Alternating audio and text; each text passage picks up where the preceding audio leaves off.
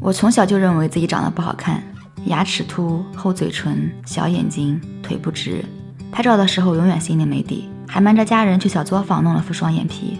我真希望当时有个人去质问我一下，你改变这么多，真的是为了自己吗？你快乐吗？上大学以前，我是个典型的乖乖女，没有手机，那时候微信也还没开始流行，仅有的照片是同学给我的。2012年考上了一个普通二本，当时很流行电头发，于是大一的我成了宿舍里边唯一时髦的人。可能中学生活过得太压抑了，一进大学我的关注点就完全不在学习上，开始逃课，开始羡慕别人谈恋爱。但自卑的我一跟男生说话就紧张结巴，好在有手机了，天知道当时我有多依赖手机。4年说长不长，2016年要毕业了，我却感到前所未有的空虚。身边有的人爱情美满，有的人考研上岸，有的人创业成功，而我……说到这里，你也觉得我人生好失败吧？事实证明，我真的要为荒废的4年买单。毕业后第1份工作在保险公司打电话，18天后我就不干了。第2份工作被骗子骗到富士康做普工，坚持了3天就跑出来了。2016年7月，我终于有了第1份正式工作，除去房租、吃饭和买衣服，每个月需要向银行借钱。因为实在看不到对未来的希望，在工作中好像也没什么成长，10个月后我辞职了。如果说我的前5年是浑浑噩噩的，那么第6年开始出现转机了，心中仿佛有股力量在对我说，我不要再做咸鱼了，我可以翻身。为了证明自己是有用武之处的，我在桂林找了一份销售的工作，不仅要每天和人沟通，偶尔还要做一下讲座的主持人。就这样，我一点一点敢对着上百人讲话了，我的结巴也在慢慢变好。和大多数职场人一样，我也经历了被穿小鞋这样的狗血剧情。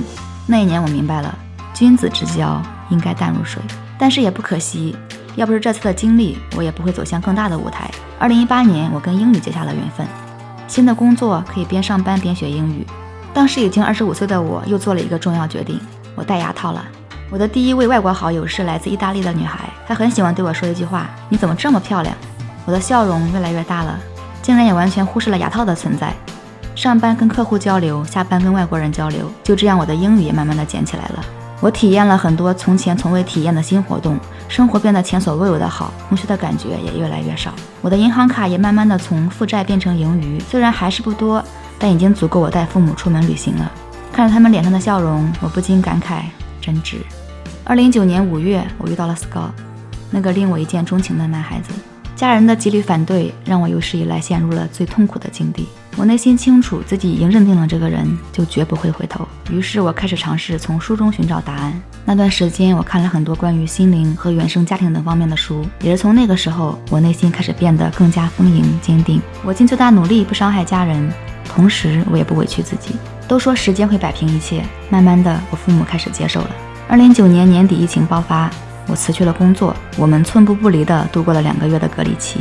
我们还搬了新家，一切都是那么的美好。我告诉自己，我值得。2020年3月21号，他向我求婚了。6月，我们在郑州领证。疫情给了我重新思考人生方向的机会。2020年，我做了一个大胆决定，辞职做自媒体。最开始是在油管教外国人学中文，我努力看书考证。各位老师们好，现在开始我的说课。我设定我的教学对象为汉语水平初级偏上的美国留学生。功夫不负有心人，我又一次挑战了自己。9月，我们决定离开生活了2年的阳朔去旅行，第1站选了云南。于是在这里都留下了我们的身影。我们开始向中国观众分享我们的旅行和故事，幸运的是得到了非常多人的喜欢和认可。从阳朔到云南，从中国到英国，我的目标越来越明确。现在我们在黑山旅行，下一站会是哪里？先留作惊喜。如果你要问我这10年最大的变化是什么，我想说每个人的外在和阅历都会随着时间发生变化，但对于我来说，我比10年前更快乐了。